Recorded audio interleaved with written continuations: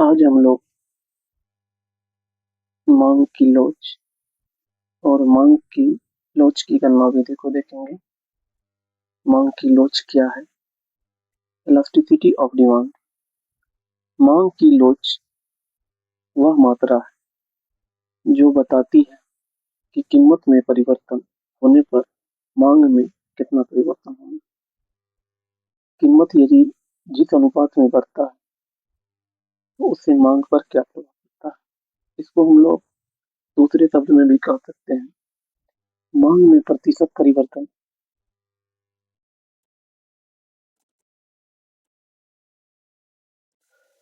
मांग में प्रतिशत परिवर्तन को निकालने के लिए हम लोग मांग की मात्रा में प्रतिशत परिवर्तन से मूल्य में प्रतिशत परिवर्तन से भाग देकर निकालते हैं। इसको लिख सकते हैं मांग की मात्रा में प्रतिशत परिवर्तन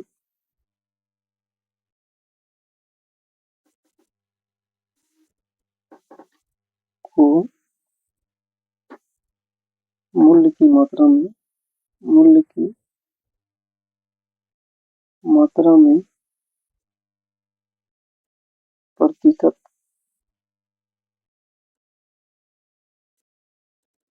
परिवर्तन से भाग दिया जाता है।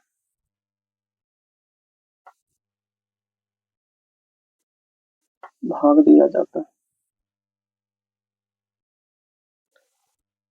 अब हम लोग देखेंगे मांग की लोच की गणना विधि।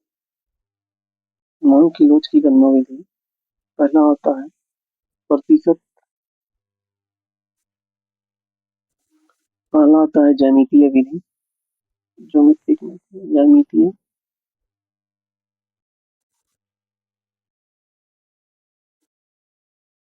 विधि,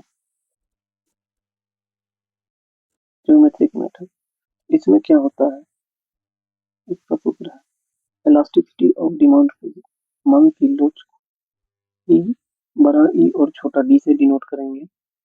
इलास्टिसिटी ऑफ डिमांड बराबर क्या होगा, तो चेंज इन क्वांटिटी बटे change in price Guna P बटे क्यू। ये ज्यामितीय विधि का फॉर्मूला है।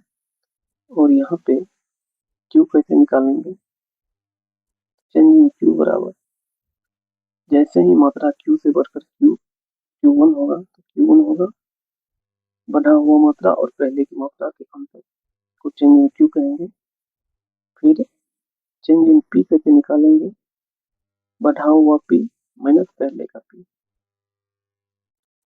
गुना पी बाई क्यू कर देंगे। तो ये ज्यामितीय विधि का फॉर्मूला है। ज्यामितीय विधि में इसी प्रकार से हम लोग इलास्टिसिटी ऑफ डिमांड निकालेंगे, मांग की लोच निकालेंगे। दूसरा विधि आता है हम लोग का प्रतिशत विधि।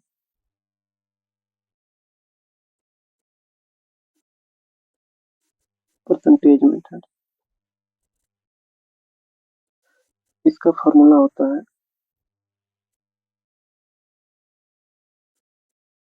चेंज इन क्वांटिटी, प्रतिशत change in quantity percent change in quantity change in price. मतलब इसको ये भी हम लोग लिख सकते हैं मांग की मात्रा में प्रतिशत परिवर्तन। मांग की मात्रा में प्रतिशत परिवर्तन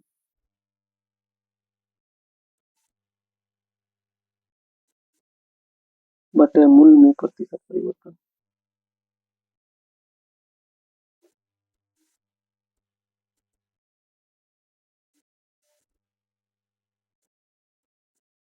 मूल्य में प्रतिशत परिवर्तन।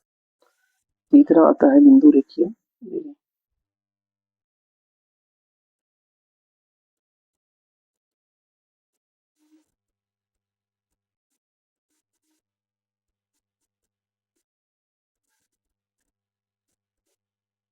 इसी दोनों का यूज सबसे ज्यादा होता है, ज्यामितीय विधि और प्रतिशत विधि। खास करके प्रतिशत विधि का यूज सबसे ज्यादा होता है। तो आज हम लोग देखें मांग की लोच क्या है, लोच के प्रकार को देखें और इसके निकालने के सूत्र को देखें। तो आज इतना ही। जय हिंद।